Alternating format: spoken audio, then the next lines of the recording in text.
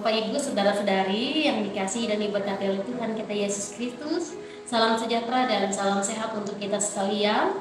Pada malam hari ini kita kembali akan mendengarkan renungan malam edisi hari Senin tanggal 30 Januari tahun 2023 berdasarkan anak-anak gereja Kalimantan Evangelis. Nas yang akan menjadi dasar renungan firman Tuhan bagi kita pada malam hari ini terdapat di dalam kitab Rut pasal yang kedua ayat yang pertama sampai ayatnya yang ke-17 di bawah judul perikop Rut bertemu dengan Boas. Sebelum kita bersama-sama merenungkan kebenaran firman Tuhan, kita bersatu di dalam doa. Kita berdoa. Allah Bapa yang bertata di dalam kerajaan sorga, terima kasih atas kebaikan Tuhan di dalam hidup kami. Saat ini kami ingin bersama-sama mendengarkan kebenaran firman Tuhan. Biarlah kebenaran firman Tuhan boleh menjadi kekuatan iman pengharapan kami kepadamu. Biarlah kebenaran firman Tuhan tetap terus kami pegang teguh. Biarlah melalui kebenaran firman Tuhan hidup kami semakin diberkati. Biarlah Tuhan memberkati jemaat-Mu dimanapun saja berada yang akan mendengarkan kebenaran firman Tuhan ini.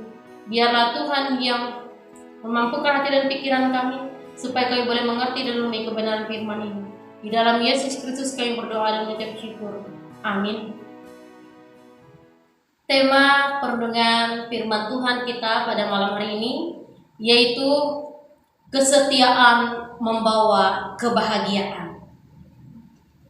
Bapak Ibu yang dikasihi dan diberkati oleh Tuhan Yesus Kristus, tentu kita sudah pernah mendengar ataupun membaca cerita tentang Rut, di mana pada saat dulu ada seorang yang bernama Elimelek dan juga istrinya bernama Naomi. Mereka memiliki dua orang anak bernama Mahlon dan Kilion. Mereka pada saat itu pergi ke Moab dan pada saat itu terjadi kelaparan, sehingga saat itu menyebabkan mereka sangat kesulitan ekonomi. Bahkan pada saat itu hal yang sangat berat, yaitu adalah kehilangan Naomi kehilangan sosok seorang suami dan juga kehilangan dua sosok putranya, yaitu Mahlon dan Kilion. Naomi pada saat itu dalam keadaan duka cita, dalam keadaan kesulitan. Ia hanya mempunyai dua orang menantu, yaitu Orpa dan juga Rut. Saat itu karena Naomi merasa bahwa dirinya memilih jalan untuk kembali ke tempatnya, ke bangsanya, yaitu ke Bethlehem. Dan saat itu Naomi memberikan pilihan kepada kedua menantunya, yaitu Orpa dan juga Rut. Naomi memberikan pilihan kepada mereka supaya pergi ke tempat ke bangsa mereka masing-masing. Pada saat itu dia katakan bahwa dia tidak akan punya anak lagi, dan untuk memberikan anak sebagai suami lagi untuk kedua menantunya ini. Dan kalaupun ada, itu pasti akan bakal lama lagi. Nah, pada saat itu dengan berat hati Orpa memilih untuk kembali ke bangsanya. Sedangkan Rut, dia dengan hati tetap teguh memilih untuk ikut bersama-sama dengan Naomi pergi ke bangsa Naomi, yaitu ke Bethlehem. Pada saat itu ketika mereka sudah sampai di Bethlehem, ternyata Naomi masih punya sanak saudara dari almarhum suaminya dulu yang bernama Boas, yaitu orang yang sangat terkenal, orang yang sangat dermawan, orang yang sangat kaya raya, dan juga lebih daripada itu dia adalah orang yang rendah hati, dia adalah orang yang bijaksana, dia adalah orang yang bertanggung jawab. Meskipun dia berkelindangan harta, namun dia tetap rendah hati. Pada saat itu Boas mendengar berita tentang kebaikan hati Rut dan juga kesetiaannya terhadap mertuanya, sehingga hal ini membuat Boas menjadi sangat jatuh cinta kepada Rut, sehingga pada saat itu dia juga berusaha ingin menebus Rut pada saat itu dan menikahi Rut. Nah, Bapak Ibu yang dikasihi dan diberkati oleh Tuhan kita Yesus Kristus, dari nas yang kita baca pada hari ini, ada beberapa pembelajaran yang kita boleh ambil di dalam kehidupan kita. Yang pertama, ya, tak kala kepercayaan kepada Allah menjadi terancam dan menakutkan, banyak tantangan, banyak ujian, ya, namun kegiatan iman, ya, yang masih kuat dan teguh akan menuntun manusia kepada kepastian dan sukacita dalam jaminan pemeliharaan Tuhan. Meskipun di dalam keadaan terhimpit, di dalam tengah keputusasaan, tetapi Rut diberikan kemudahan bagi Tuhan. Bertemunya antara Rut dan juga Boaz itu merupakan bukti nyata kasih Tuhan di dalam hidup mereka, sehingga mereka bisa dipertemukan. Dan pada saat itu Boaz juga menyaksikan bagaimana kesetiaan Rut kepada mertuanya. Bahkan hal kedua yang boleh kita petik dalam cerita Rut dan juga Naomi ini adalah kebaikan Boaz kepada Rut merupakan hasil dari kasih karunia Tuhan.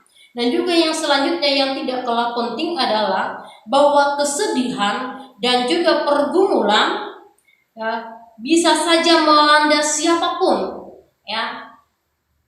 Tetapi yang perlu kita lihat dan juga yang perlu kita tahu adalah, namun dengan iman dan kesetiaan kepada Allah, memungkinkan Allah mengubah sesuatu tragedi dan juga membuka dan juga menjadikan kata menang di dalam Tuhan Yesus Kristus.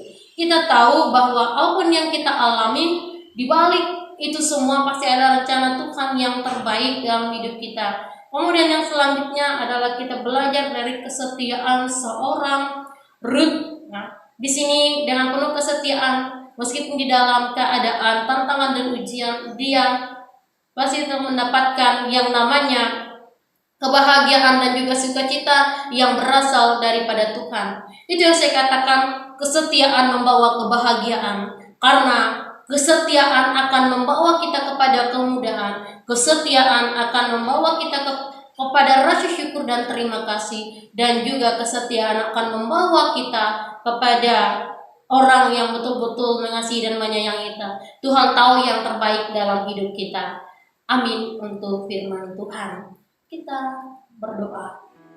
Bapa yang bertata di dalam kerajaan surga, terima kasih Engkau telah menyertai dan memberkati hidup kami melalui kebenaran firman-Mu, sehingga kami boleh belajar dari kesetiaan seorang Rut kepada mertuanya Naomi, dan juga kami belajar bahwa Tuhan, meskipun dalam keadaan kesulitan, dalam keadaan ujian dan tantangan, bahkan kami merasa pun gelap, ada banyak permasalahan yang kami alami, tapi kami yakin dan percaya bahwa janji Tuhan pasti akan ditepati.